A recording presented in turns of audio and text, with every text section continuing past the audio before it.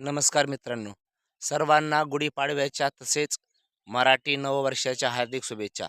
मित्रांनो, आंतरराष्ट्रीय घडामोडीमध्ये ज्या काही गोष्टी घडत आहेत त्याचा आपण अभ्यास करत असतो. मित्रांनो, रशियाकडून चीनला जाणारं तेल जहाज 2 तेल जहाज जी आहेत ते भारताकडे वळवण्यात आलेले आहेत आणि कुठेतरी मोदींच्या परराष्ट्रीय धोरणाचा फायदा भारतीय लोकांना जनतेनं होत आहे असं दिसतं आहे.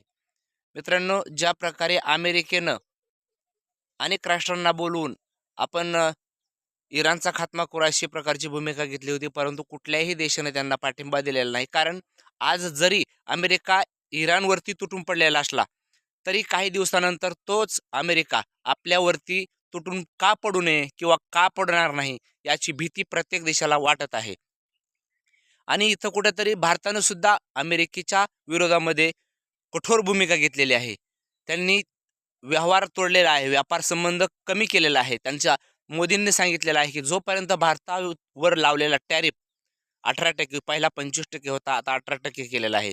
तो जोपर्यंत अमेरिका कमी करत नाही, तोपर्यंत अमेरिकेतला कसलाही आपला माल जाणार नाही.